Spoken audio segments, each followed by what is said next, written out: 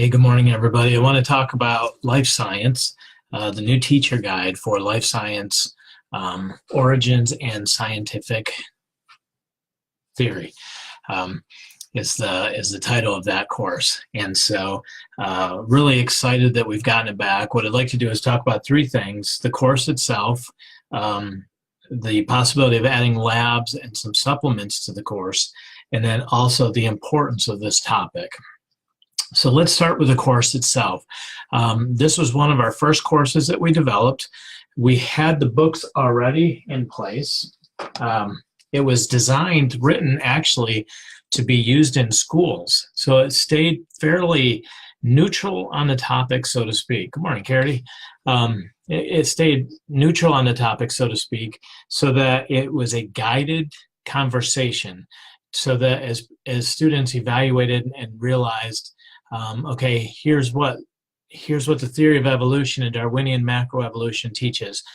Let's look at the evidence. And then when we look at the evidence, when we speak to the evolutionists, the scientists, what do they say? Morning, Jessica. So what we're doing, this course was designed, there was student books for each of the courses, and it was presented into the school market. Really didn't have a lot of popularity, but the books themselves were just fantastic. So we took this course, these books, and combined them into, we created a teacher guide that was originally the parent lesson planner that helped a parent know how to teach the course. It was cumbersome, not real easy to use, but the topic, my students, this was their favorite course of master books of all time. We've gotten fantastic feedback from this course. So we wanted to make this course better and more usable for everybody. So what we've done, these books no longer are part of the course. They don't exist. We have the 2 DVDs and the 2 student books, and just these books are just the design, the pictures, the imagery. Believe it or not, the smell of these books is awesome. There's just fantastic quotes, pictures, the conversation, everything about these books is absolutely gorgeous and engaging. The Living Fossils book is the exact same. I mean, it's just, I'll go through. Just these books on a bookshelf to go through are fantastic, but as a course, they're just awesome. A lot of work went into producing these books, the study, the research, the interviews. There's just a lot of backstory on these that make these books absolutely credible and worth using in a curriculum. Okay. And of course, the DVDs give the synopsis of each of these. Let's see, they're about an hour long, 53 minutes to an hour long. Living Fossils, Evolution, Grand Experiment. It was, let's see, filmed over 13 years on 3 continents in 8 countries, including many active dinosaur digs, museums, and universities. This one, the Evolution, the Grand Experiment, filmed over 12 years on 3 continents, 7 countries, including active digs, museums, and universities. Darwin himself said, if it could be demonstrated that any complex organ existed, which could not possibly have been formed by numerous successive slight modifications, my theory would absolutely break down. And that begins the premise. He says, okay, here was Darwin's, the theory of macroevolution, and we begin to look at that from what Darwin said. The theory wouldn't hold up if we couldn't find evidence to support the transitions. And so as we begin looking at living fossils, there's so many fossil records of what you would call prehistoric, and yet these fossils are still living today, which doesn't show transitions. It shows the existence and extinction. So these are the core student materials that you have. In the new teacher guide is is awesome. It's set up for 9th through 12th grade. It can be used. You could do this with a multi-age classroom. You could do this absolutely with a 9th grade and a 7th grader, which I believe somebody asked. And here's how I would explain that. As we go through it, I'll touch on that a little bit more. But essentially, the teacher guide has the daily lesson plan built into it. And so it tells you exactly week 1, day 1, watch DVD in entirety to become familiar with course topics. Day 2, complete chapter 1 discussion questions, pages 17 through 18, and then, let's see, 17 through 18 in the teacher guide. Chapter 1, the origin of life, 2 opposing views, read pages 1 through 10, evolution, the grand experiment. And so for the full 180 days, 36 weeks, it gives you everything that you need. As we talked about yesterday, if this is a course that you give to the student and say you're accountable to learn this, there's a checkbox on this. That is, they do the work, they can check off the course as an honor system, however you choose to do that. Then there's the student activity sheets. Now, what this course actually was designed for school use, and so it offers the opportunity for discussion. I would recommend this for families to actually have the discussion, because I think the entire family could learn from this course. And so if you, at the beginning of every chapter, there is a discussion. And so purpose of the chapter to help students understand that there's more than one point of view regarding how all life forms came about. It's important in a diverse culture such as ours to understand other points of view and to understand how others have arrived at their conclusions. So answer the discussion questions, compare your answers on the next page. What are 2 opposing views concerning how life came about and how humans came into being? Now, and this page is blank. Then another question would be, do you think parents want creationism to be taught in public schools along with evolution? Why or why not? So here are 2 questions we could talk about as a family. On the next page, the answers are here. And so generally, we have the answers. Now, this is only on the discussion. So every chapter has a discussion page. If you didn't want to or didn't have the time to do one, the student could actually still write the answers in place, right? But if you did it as a family, did it as the morning basket, the new term that we're working on, that type of thing, this topic of discussion, and you had that discussion and then went through the answers. Now, typically the answers are in the back. The reason that the answers are on the back of this page instead of the back of the teacher guide is so that the student has access to the answers, the family has access to it. If you're a family who tears it apart and does it, and puts the answer key separate and that type of thing, it's okay for the student to have these answers.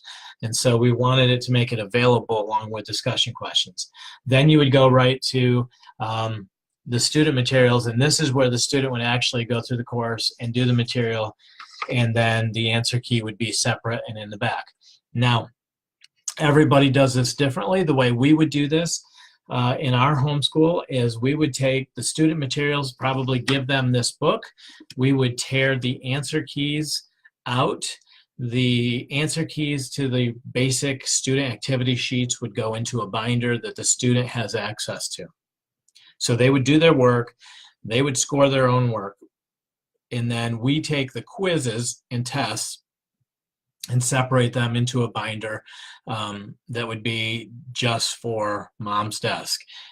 That we would give them the quizzes, we would score the test, and we score the test. We don't score student work. We tell them they're responsible to learn the materials. And so this is how we recommend they do it. And then, but they are responsible for the test. We score that test. That's the grade we give them based on their testing. And so we keep that separate from this book. So any questions about that, would be happy to explain more on it. So each of the courses has student work for each of the chapters. Let's see, and I believe for most of the chapters, there's actually also a test for each of the chapters. And so those are all, of course, in the back. They're not an overly intense chapter. And then there is a final test for each of the books. So you have 2 final tests, or you could have it separated like semesters, one for living fossils, one for the grand experiment. So this entire course now, and then of course you have the answer key in the back, is a lot easier to open and go. Everything that you need is here. Desiree asks, what grade do we have them grade their own work?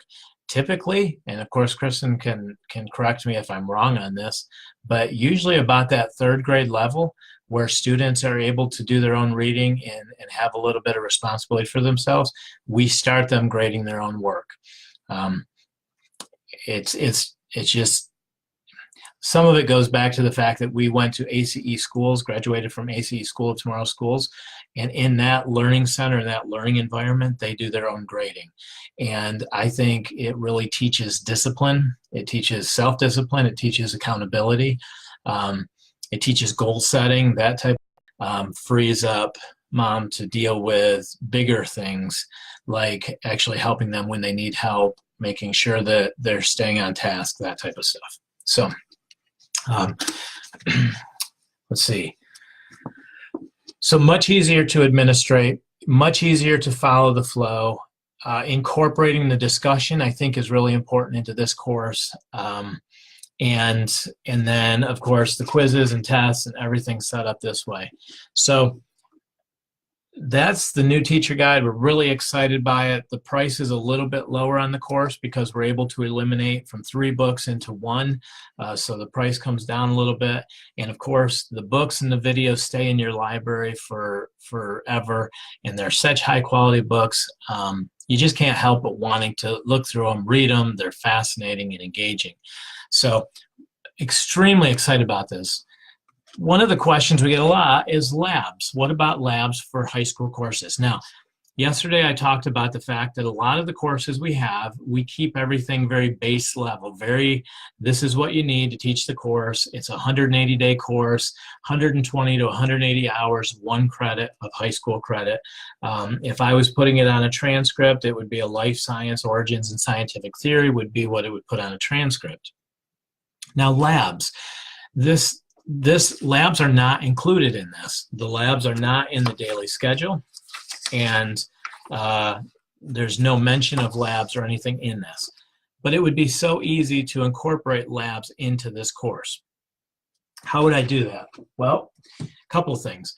Labs really is beginning, when you're doing labs in high school, you're preparing more for a college type level, lab experiments, documentation, data analysis, that type of thing. So what I would do with labs in a course like this is I would pick a topic that we're looking to do some experiments alongside. Now, in one of the books, I think it is Evolution, the Grand Experiment, as I was looking through, they're showing a number of experiments that were actually done that prove scientific method is not the evolution's false start, the spontaneous generation. This was actually, if you put wheat in a jar with sweaty, dirty underwear, they believe that that was actually producing mice, and it wasn't true, but it kept happening every time they did it. Their maggots from rotting meat was proof of spontaneous generation, but it wasn't truth. Spontaneous generation meaning that life comes from nothing. There was always a point of origin. There's different experiments that were done here. You could actually duplicate these experiments and create a little bit of a lab base there. But on a bigger scale, you could create a lab. What is a hypothesis, right? When I'm contrasting a creationist biblical worldview versus evolutionary worldview, the evolutionary worldview says that the fossil record is proof of evolution. The study of this course is, here's what scientific method is. Evolution doesn't fit into scientific method, and in fact, when we use scientific method, it disproves the theory of evolution. And so we could easily say we're going to study fossils in our area from the geology that's here. We're going to go and research, do a fossil find. We're going to document that research. We're going to study ponds or creeks or that type of thing, to understand the geological record, to understand how sediment is laid down, to understand how fossils are formed. We're going to categorize that data. If you do a search on Google for lab report, sample lab report for high schoolers or for middle school, you'll find a number of let's see, hopefully I'm still on. Somebody said, oh, what happened? You'll find a number of sample lab reports that tell you, here's what you would typically do. I grabbed a quick one this morning: name, date, purpose, the purpose of the problem, states the reason, what are you doing the experiment, introduction or research, in a few words, tell what you've already found or know to be a problem. And then this is the background of the information. It gives the reader an understanding, introduction or research. What do you expect to find? The hypotheses can be stated. If then statement. And so you could be doing my hypothesis is the fossil record does not prove the theory of Darwinian evolution. And then because, whatever, okay? The materials or supplies that I'm going to use, the procedures that we use, observations and data. What did we observe? How did we categorize the fossils that we found? Or if we did spontaneous generation, that we take a piece of meat, we put it out on the porch, we see maggots come along. Did those maggots just appear naturally? Well, let's take that piece of meat, put it in a jar, put it out on the porch where they're maggots, that type of thing. Okay. So you have two experiments, you create a lab report, do the lab report, and you could easily create and add a lab to this course by doing something like that. So I did speak today to one of our resident geniuses, and we do have a resident genius. And he was responsible for helping us with a lot of the experiments with chemistry. And I said, you know, have you ever done lab reports? And he has. And so I said, would you ever help us? Maybe we could design a very simple how to create a lab that talks about understanding scientific method. Here's some sample lab reports, some classification pages. Maybe we could just do a quick PDF. I say quick in publishing world, that doesn't mean quick. That means soon or coming soon. But anyways, so I froze up. That's too bad. So I'm going to talk to him a little bit more about being able to do that, because I think with a lot of our courses, the understanding of labs, they don't necessarily need to be this complicated thing. We're researching something like this, where the scientific method and evolution is being discussed. Then it's fairly easy to just say, well, here's the hypotheses that we want to prove. Let's create an experiment to do that. And once we've done that, let's write down in a journal what that looks like and then document that.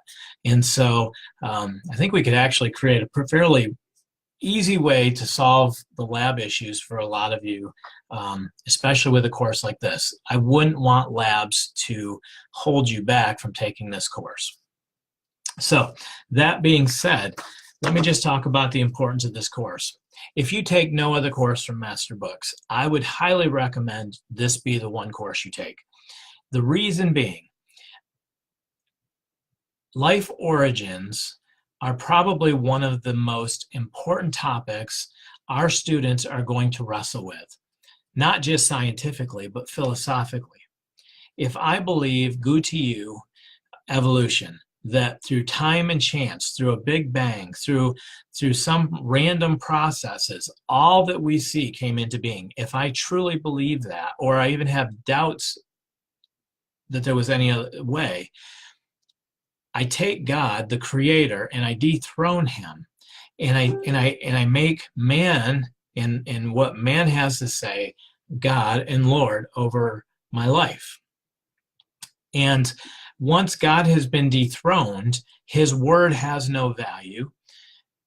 And once His word has no value, there are certain things that, why does it matter anymore? Why is marriage important? Why is sexuality important? Why is obeying God's law and treating others the way we would want to be treated important? Because we've decided that as a society, but society is changing that all the time. And so when we remove God from his throne, we no longer have to honor his word. So evolution is extremely dangerous to our families, to our children, to our society. And I think it can be proven when you look at some of the horrific things that have been done in history, that the removal of God from his throne is one of the biggest causes. So I think as you go into science, especially at high school science, to have a foundation that understands completely that evolution does not meet, and when I say evolution, I'm talking about Darwinian evolution, which is the good to you theory, that we've all evolved from microorganisms. Somewhere life spontaneously came about into being, and we all arrived here.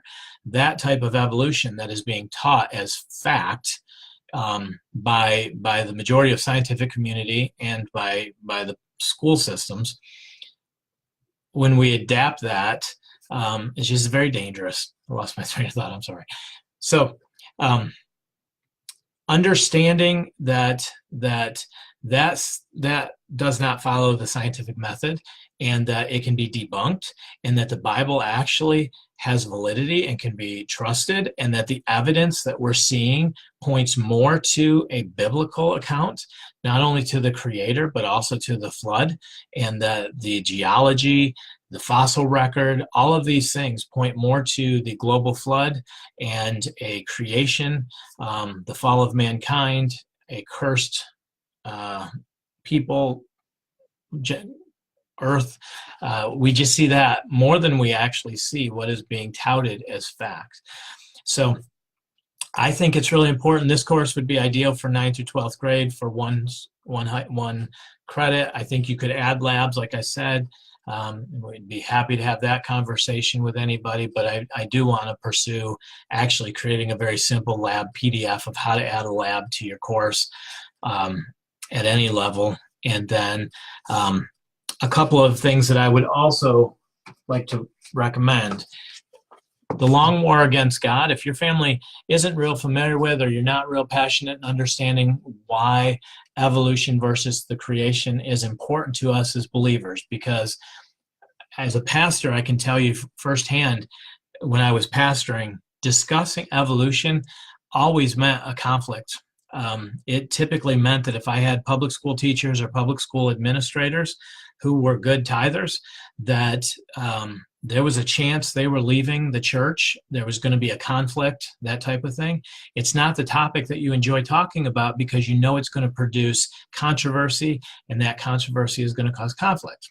We experience that because our family is passionate about this debate. And sometimes the first time somebody hears it, it can be shocking, all right? But this book is phenomenal. Dr. David Jeremiah, who is still extremely well respected and popular, has said, I believe that this volume ought to be read by every pastor and educator in our Christian schools and all Christians serious about their faith and the problems of society. I believe it will serve to slow the advance of the cancerous decline of evolution.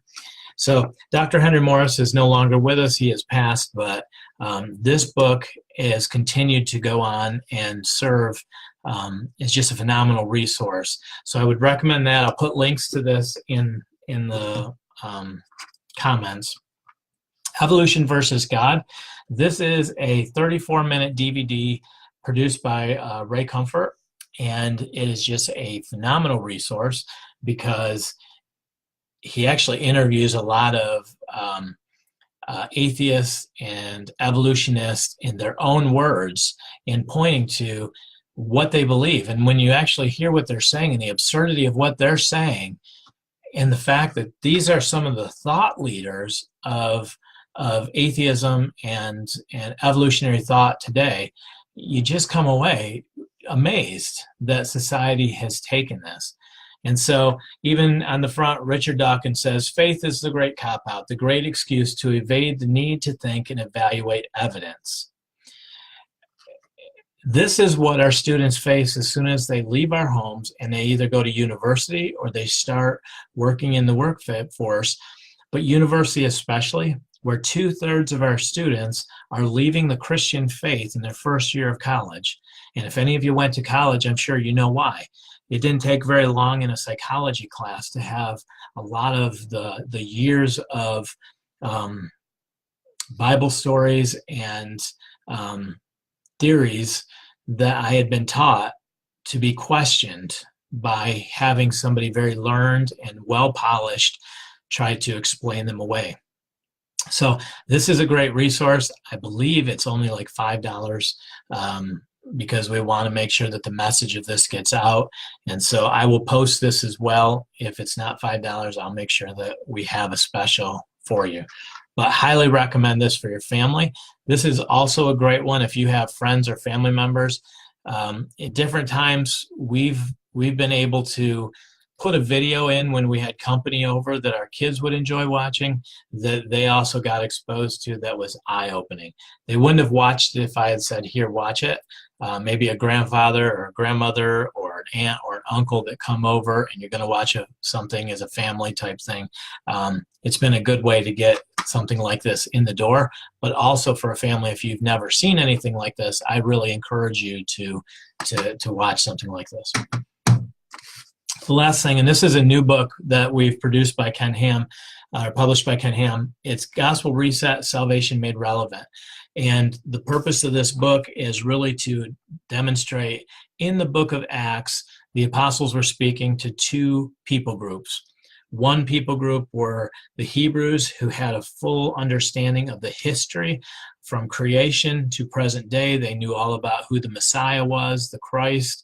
All they had to do was explain to them that based on this history and the history of Moses and Abraham and all the fathers and the prophets, Jesus is a fulfillment of that. That is the one people group. The second people group that they spoke to were the Gentiles, the pagans who had no background or no history. It was easier with the people group of the Hebrews to just say, Jesus is the Messiah. If you accept Jesus as the Messiah, you will be saved, because they understood that Messiah fulfilled prophecy. To the Gentiles in the people group that had no history, to say to them that they needed to accept Jesus meant absolutely nothing to them. And so what they had to do when they preached that sermon was go back to creation and explain that there's a creator and that creation was good, that death and suffering came into the world as a result of man's choice to sin and miss God's mark, not before. When man did that, there was a fall, there was a curse, and man suddenly had a need for a redeemer. And as you go through history, you see the types and the shadows pointing to this person of Jesus Christ, the God-man who redeems and saves. And so this is really good for a lot of us who serve in ministry, who are dealing with our children and family members who don't necessarily understand all of the church terms, the backdrop, and a really good presentation of how to start back from the creation message. I think Ken does a really good job in here as well. He gives a sample of somebody coming up to him. I think that is actually in a particular lifestyle that is not conducive to Christian living. And Ken, if I'm right on this, Ken explains that to say to that person, that's wrong, you need Jesus, does absolutely nothing, because they have no foundational understanding of why it's sin. Until you go back and say God's original intent, his original plan for mankind was this. When we deviate from that, this is what happens. This is why we need Christ. So highly recommend this as a resource as well, that as you study through the issues of evolution versus creation, just a couple of resources that would be great for family, great for an additional understanding for yourself as well. So the concepts of morning baskets are kind of new to me, but I do think this would be the kind of morning basket type of thing, if I'm understanding correctly, and Anna will have to probably weigh in on that. But again, if there's any course I could highly recommend for your family, it would be this course. Even if you don't do the course, the resources and the books to really understand that there is a God, he is seated on the throne, that he had created, he has a purpose and an intent, he has given us all a plan for redemption, but he is coming again. And when he comes, there will be an accounting. Every knee will bow, every tongue will confess, right? And I want my children to understand that more than they're here by time and chance and nothing you really do matters, nothing really counts. What is the purpose of education if I don't understand that I'm here for the glory of God and everything that I do is for the glory of God? And as I understand, I learn about God, I learn about his creation, I'm able to reach others with the gospel message.